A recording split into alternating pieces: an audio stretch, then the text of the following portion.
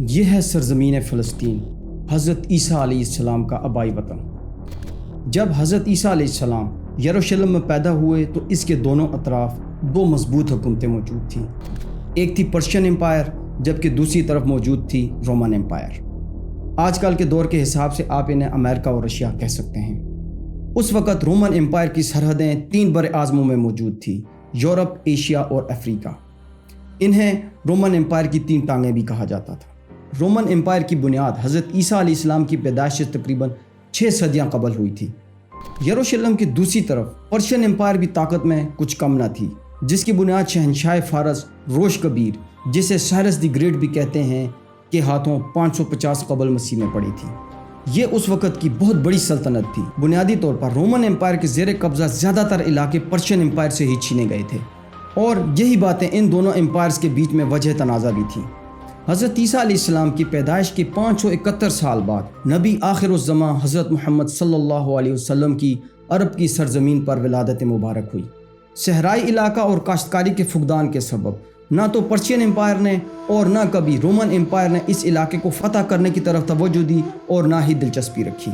یروشلم سے لگ بھگ 1900 کلومیٹر دور شہر مکہ میں حضور اکرم صلی اللہ علیہ وسلم کو جب 40 سال کی عمر میں منصب نبوت عطا کی گئی تو اس وقت بیت اللہ میں 360 کے لگ بھگ بت رکھے ہوئے تھے، جن کے مشرکین مکہ عبادت کیا کرتے تھے۔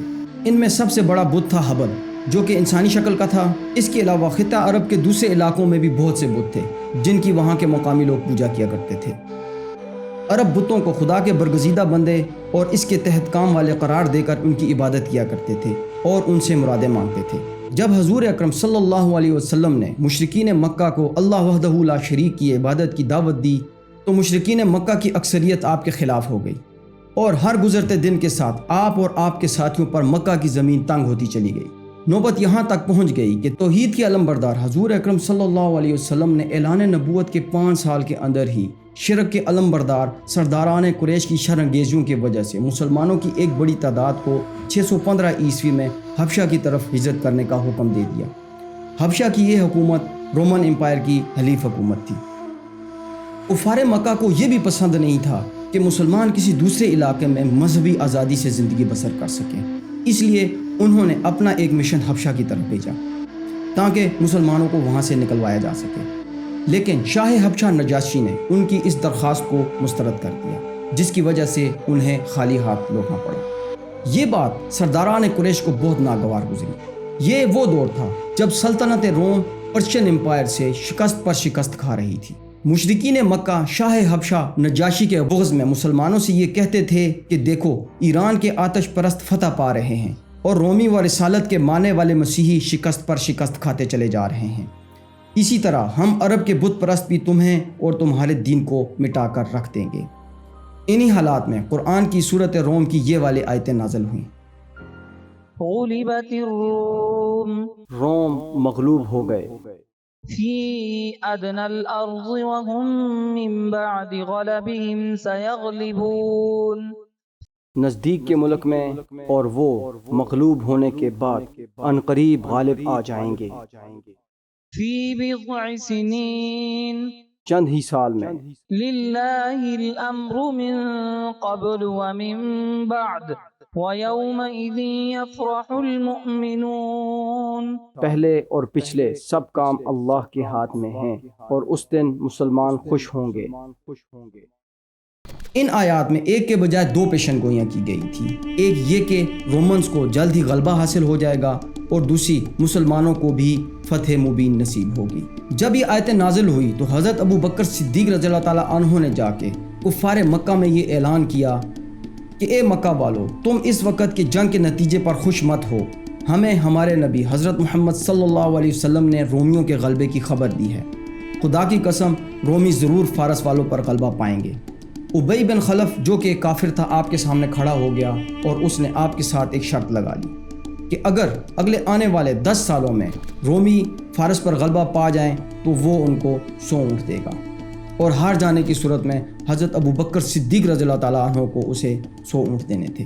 جب یہ شرط لگی تو اس وقت جوئے کی حرمت کا کوئی حکم نازل نہیں ہوا تھا۔ یہ شرط حضرت ابو بکر صدیق رضی اللہ تعالیٰ عنہ جیتے یا ابی بن خلف، یہ تو آگے جا کر آپ کو ویڈیو میں پتہ چل جائے گا۔ مگر یہودیوں کی ہمدردی شاہ فارس کے ساتھ صرف حبشہ والے واقعے سے نہیں تھی، بلکہ اس کے پیچھے ایک پوری تاریخ تھی جس کی وجہ سے یہودی ایرانیوں کے طرفدار بنے ہوئے تھے۔ 961 قبل مسیح میں حضرت سلیمان علیہ السلام نے ہیکل سلیمانی تعمیر کروایا، جو کہ یہودیوں کے نزدیک ایک بہت مقدس مقام ہے۔ ہیکل سلیمانی اور بیت المقدس کو شاہ بابل بخت نصر نے 586 قبل مسیح میں مکمل طور پر مسمار کر دیا اور 1,00,000 یہودیوں کو غلام بنا کر اپنے ساتھ عراق لے گیا۔ بخت نصر کے بعد 539 قبل مسیح میں شہنشاہ فارس روش کبیر سائرس اعظم نے بابل فتح کر کے یہودیوں کو نہ صرف آزاد کروایا بلکہ انہیں واپس بیت المقدس جانے کی بھی اجازت دے دی۔ یہودیوں نے ایک دفعہ پھر سے بیت المقدس اور ہیکل سلیمانی کو تعمیر کیا، جیسا کہ وہ دور حاضر میں بھی ہیکل سلیمانی کی تعمیر کر کے ایک دفعہ پھر سے دنیا پر اپنی حکومت قائم کرنا چاہتے ہیں۔ یروشلم پر دوسری تباہی رومیوں کے دور میں نازل ہوئی، جب ایک رومی جنرل ٹائٹس نے 70 عیسوی میں یروشلم اور ہیکل سلیمانی دونوں کو مسمار کر دیا، اور 137 عیسوی میں رومی شہنشاہ اینڈرین نے شرپسند یہودیوں کو بیت المقدس اور فلسطین سے جلا وطن کر دیا۔ یہودیوں کی رومیوں سے عداوت کی ایک بہت بڑی وجہ یہ بھی تھی۔ 4 صدی عیسوی میں رومیوں نے یہودیت قبول کرنے کے بجائے مسیحیت کو قبول کرنے پر ترجیح دی اور بیت المقدس یعنی یروشلم میں گرجا گھروں کی تعمیر کا آغاز ہو گیا۔ اب چلتے ہیں 7ویں صدی عیسوی میں، جہاں رومیوں کی اندرونی خانہ جنگی کے سبب وہ مسلسل ایرانیوں سے شکست پر شکست کھا رہے تھے۔ یہ نبی کریم صلی اللہ علیہ وسلم کی نبوت سے 8 سال پہلے کا واقعہ ہے کہ کیسر روم ماریس کے خلاف اس کے ایک جنرل فوکاس نے بغاوت کر دی اور اس کی سلطنت پر قابض ہو گیا۔ اس شخص نے پہلے تو کیسر کی آنکھوں کے سامنے اس کے 5 بیٹوں کو قتل کروایا، پھر خود کیسر کو قتل کر کے باپ بیٹوں کے سر قسطنطینیہ میں برسر عام لٹکا دیے، اور اس کے چند روز بعد اس کی بیوی اور 3 بیٹیوں کو بھی قتل کر دیا۔ اس واقعے نے شاہ ایران خسرو پرویز کو روم پر حملہ کرنے کے لیے ایک بہت بڑا اخلاقی جواز مہیا کر دیا۔ چونکہ کیسر روم ماریس نے خسرو پرویز کو ایران کا تخت حاصل کرنے میں بڑی مدد کی تھی، اس لیے وہ ماریس کو اپنے والد کے درجے پر رکھتا تھا۔ اسی بنا پر اس نے اعلان کیا کہ وہ غاصب فوقاس سے اس ظلم کا بدلہ ضرور لے گا جو اس نے میرے مجازی باپ اور اس کی اولاد پر ڈھایا ہے۔ خسرو پرویز نے 603 عیسوی میں سلطنت روم کے خلاف جنگ کا آغاز کیا، اور چند سالوں کے اندر وہ فوقاس کی فوجوں کو شکست پر شکست دیتا ہوا ایک طرف ایشیائی کوچک میں اڈیسا تک اور دوسری طرف شام میں حلب اور انطاکیہ تک پہنچ گیا۔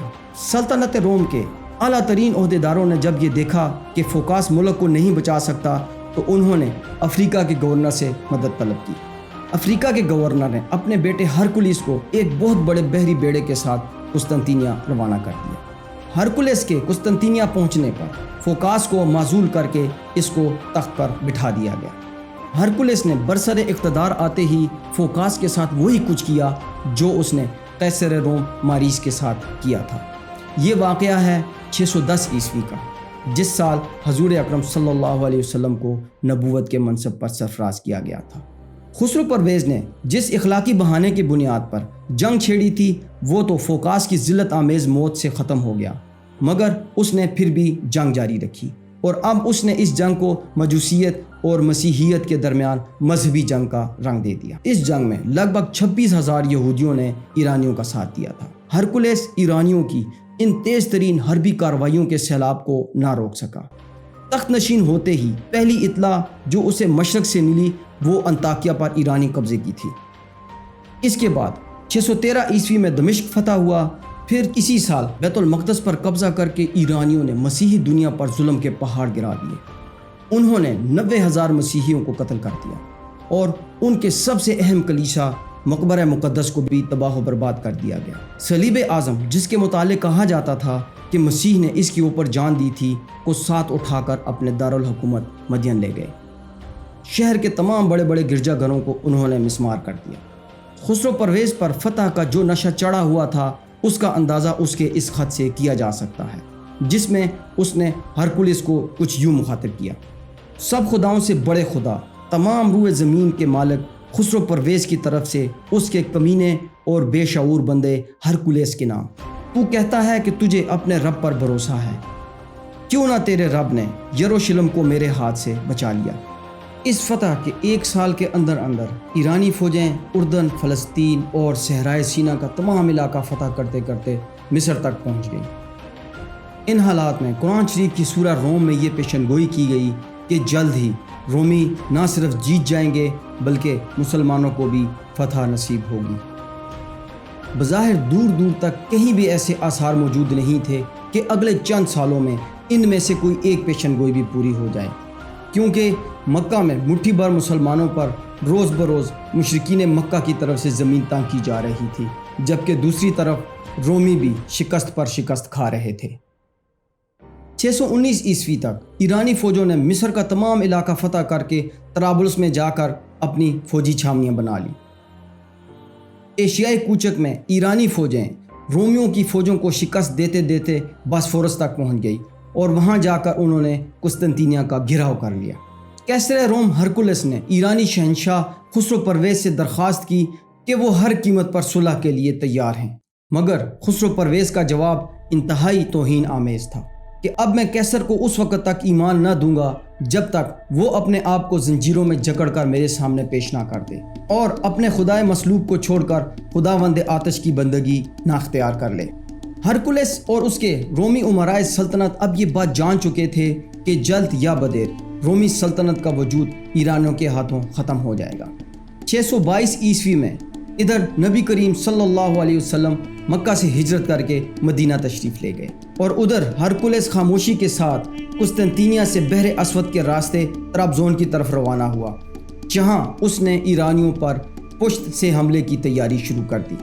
اس نے پوپ اعظم کو سمجھایا کہ یہ سلطنتوں کی جنگ نہیں ہے بلکہ یہ ایک مذہبی جنگ ہے، مجوسیت اور مسیحیت کے درمیان۔